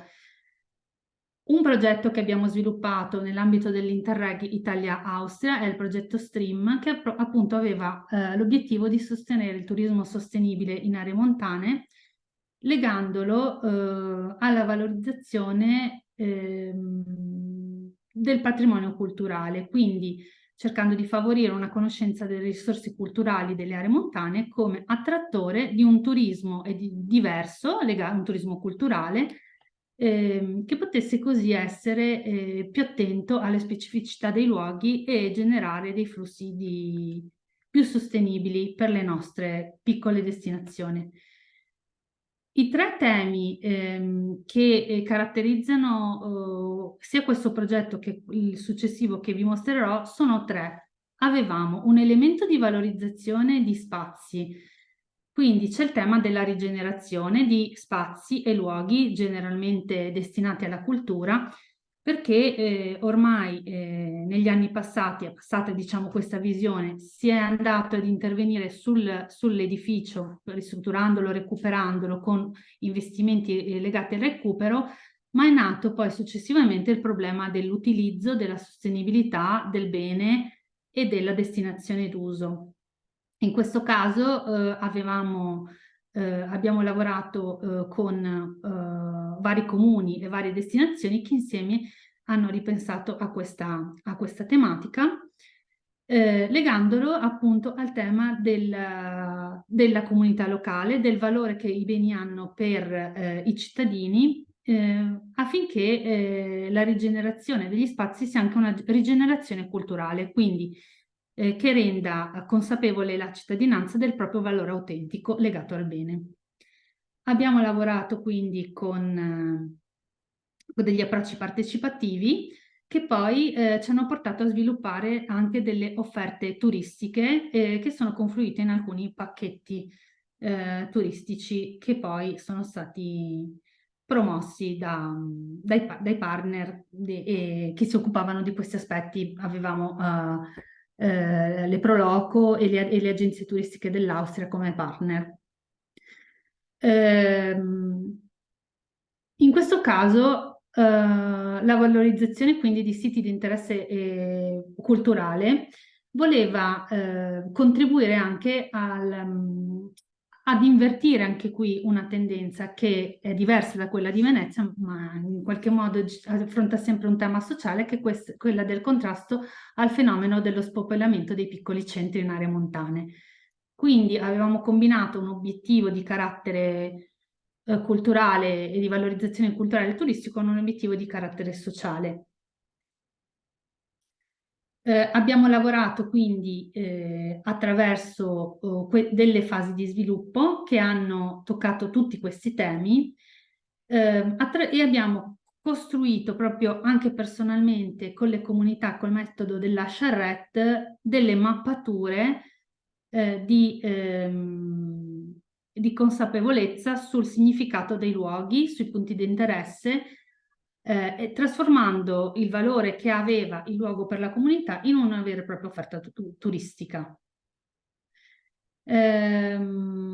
Lo stesso tema lo stiamo trattando all'interno di un altro progetto, il progetto Ricamo, che è attualmente in corso ed è finanziato invece da Fondazione Cari Verona attraverso un bando, un nuovo sviluppo che mira a promuovere lo sviluppo territoriale delle aree interne partendo proprio dal valore identitario del patrimonio culturale, naturalistico e sociale che lo connota. Quindi tornano all'interno dei bandi questi temi che ci portano a combinare in un processo di partecipazione diversi obiettivi tematici. Stiamo lavorando, per esempio, all'interno del progetto Ricamo alla valorizzazione del Forte di Montericco, una fortezza che si trova a Pieve di Cadore, che è destinata ad attività culturali, legandola attraverso la costruzione di un parco letterario al comune di Pieve di Cadore come un bacino di utenza delle persone che dovrebbero essere i primi interlocutori e i primi fruitori di questo bene. Stiamo costruendo quindi questo processo attraverso degli atelier di co-progettazione con architetti, designer, creativi, per trovare soluzioni nuove di utilizzo degli spazi. E in questo momento stiamo concependo una nuova progettualità con interventi fisici che permetteranno la creazione di spazi esterni al forte a disposizione della popolazione per attività ricreative. Il forte si trova appunto su un colle che sovrasta il paese di Pieve di Cadore e l'obiettivo è quello di creare un percorso con una narrazione letteraria legata anche alla valorizzazione delle figure che hanno scritto di Pieve di Cadore lungo il sentiero per favorire l'utilizzo di questi spazi. Oltre all'aspetto della promozione di turismo sostenibile anche in un'ottica di destagionalizzazione, questo era uno degli obiettivi, abbiamo anche cercato di coinvolgere tutto il tema del saper fare attraverso la creazione di laboratori artigianali, artistici e musicali e quindi sono stati realizzati dei laboratori che attualmente vengono organizzati ogni anno, avviati grazie a questo progetto e che vedono partecipare sia gli artisti e gli artigiani come promotori dell'iniziativa e docenti dei corsi, ma anche i bambini e i ragazzi di Pieve di Cadore o i visitatori in questi processi di conoscenza. Queste iniziative ci hanno permesso di capire che l'animazione che viene attivata grazie alla partecipazione dell'utenza finale, quindi in questo caso dei bambini e dei ragazzi, viene anima, fa crescere un approccio di coprogettazione crescente, per cui i soggetti che stiamo coinvolgendo nei laboratori sono anche i soggetti che stanno contribuendo con noi alla costruzione e alla dinamica del parco letterario, secondo un approccio appunto di progettazione congiunta.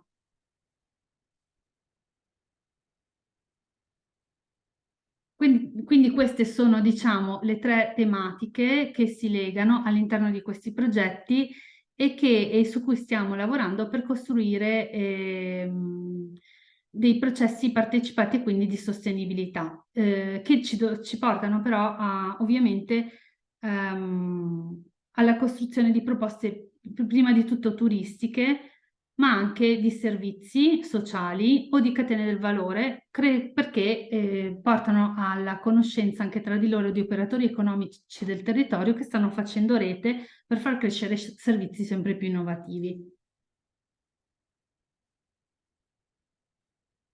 Rispetto a queste tematiche e rispetto alla nuova programmazione, un dubbio, diciamo, o un aspetto che potrebbe essere da valutare è: ma cosa c'è di nuovo?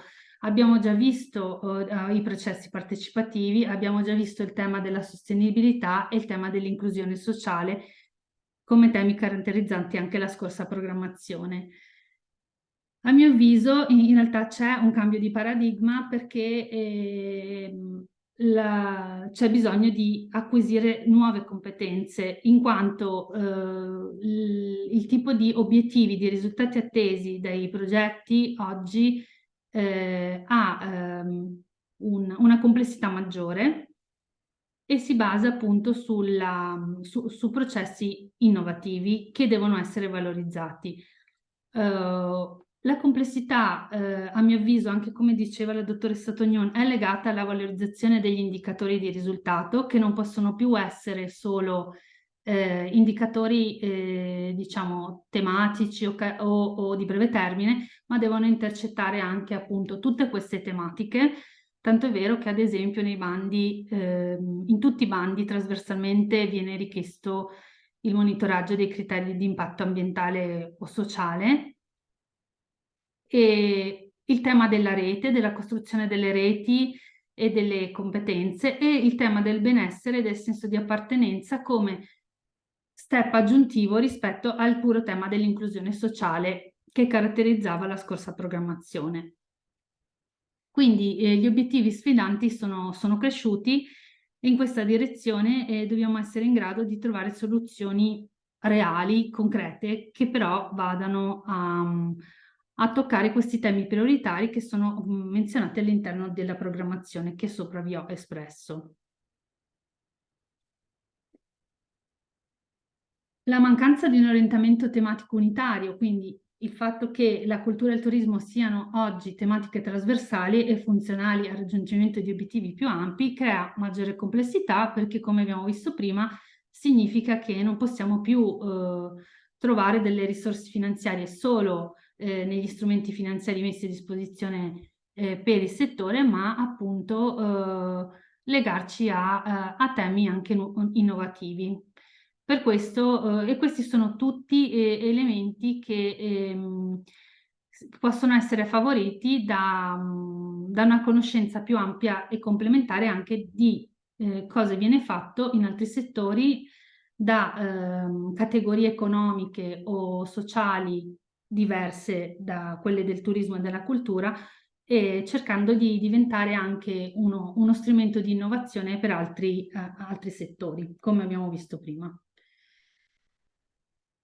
Per quanto mi riguarda, i temi più innovativi, diciamo, su cui stiamo cercando di lavorare, sto cercando, diciamo, di lavorare, sono quelli che vi ho elencato in questa slide, e quindi il tema del patrimonio culturale e naturale e il rapporto con le comunità locali, che è anche oggetto di un bando aperto nell'ambito della programmazione Horizon, su cui sto lavorando. Quindi il programma Horizon per la ricerca e l'innovazione ha aperto delle call legate alla valorizzazione del patrimonio culturale e il rapporto tra questo e le comunità locali, e come il patrimonio culturale può contribuire alla crescita dell'identità locale. Un altro tema è quello degli attrattori culturali e ambientali e il loro valore come prodotto turistico per un turismo più sostenibile. Il tema del benessere, quindi legato alla bellezza, alla conoscenza e al valore del patrimonio, legandolo proprio alla creazione di spazi rigenerativi di cura e di accoglienza, come il progetto Well Dance, che lavora con le persone malate di Parkinson.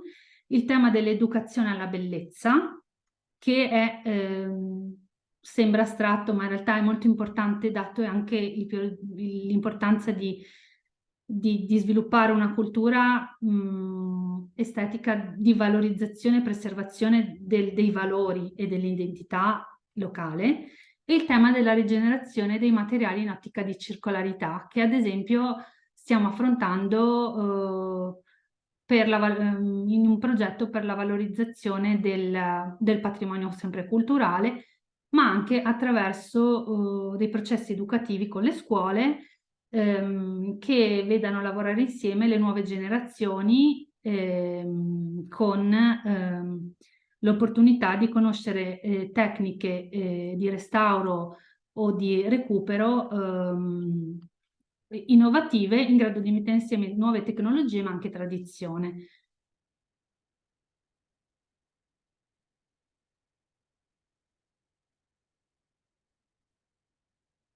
In conclusione, lo sviluppo congiunto delle progettualità diventerà, secondo me, una priorità e dovrà essere promosso sempre di più il ruolo attivo dei target pubblici e di comunità coinvolti, quindi lavorare sempre di più insieme. Bisognerebbe responsabilizzare i portatori di interesse in questo approccio progettuale partecipato fin dall'inizio, attribuendo quindi un ruolo attivo, consultivo, partecipativo a diversi attori, ma anche responsabilizzandoli sugli obiettivi da raggiungere, perché non si raggiunge nessun risultato, nessuno di questi risultati ambiziosi che la nuova programmazione ci propone da soli. È importante conoscere gli obiettivi e i processi già sperimentati in precedenti progetti, perché stiamo parlando di tematiche che hanno un paradigma nuovo, ma sono nate molto molto tempo fa, e all'interno del dashboard, ad esempio del New European Bauhaus, potete trovare un database dei progetti già finanziati, dello stato dell'arte, delle iniziative già in corso, da cui potete prendere spunto per capire in che direzione sta andando l'Europa in questo senso, e poi promuovere obiettivi condivisi ma che includano diversi aspetti contenuti nelle linee guida Compass, quindi mettere insieme progetti che leghino il tema dello sviluppo progettuale, ma al tema dello sviluppo del Green Deal, quindi dello sviluppo sostenibile dal punto di vista ambientale e sociale, il tema dell'estetica e del coinvolgimento delle comunità. Quindi questi temi saranno, secondo me, i temi prioritari da tenere in considerazione per chi si occupa di progettazione in ambito turistico e culturale.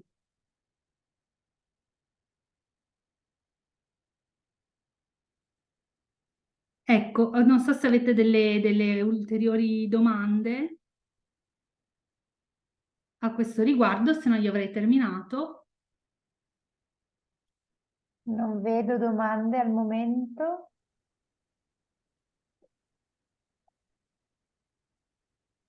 Quindi siamo state puntualissime perché è mezzogiorno. Direi che a questo punto possiamo chiudere. Credo che sia stato un incontro molto interessante, molto utile. C'è stata anche una bella partecipazione da parte di chi ci ha seguiti. E ringrazio quindi la dottoressa Mara Tognon e la dottoressa Valentina Coloselli. Ringrazio tutti per la partecipazione. Ricordo a tutti che il materiale e la registrazione le troverete nel nostro sito a partire dalla settimana prossima. E per qualsiasi necessità, per qualsiasi approfondimento, suggerimento per il corso del prossimo anno, siamo naturalmente a vostra disposizione. E quindi vi saluto tutti e se volete dare un ultimo saluto Mara e Valentina, quindi vi passo la parola e grazie a tutti. Vado io, volevo ringraziare Union Camere non solo per l'invito di oggi, ma anche per questo ciclo di formazione che fa tutti gli anni e che io ho suggerito a diverse persone nel corso degli anni perché trovo molto utile, concreto e immediato, nel senso gestito molto bene, quindi grazie anche per l'attività che fate sia qui a Venezia sia come punto di contatto su Bruxelles. Grazie Mara. Anche io vi ringrazio e vi saluto e spero che gli incontri che sono stati svolti siano stati utili e ovviamente rimaniamo a disposizione per eventuali approfondimenti. Grazie. Certo, grazie Valentina. Bene, chiudiamo quindi. Grazie ancora, arrivederci e per questo corso ci vediamo il prossimo anno. Arrivederci.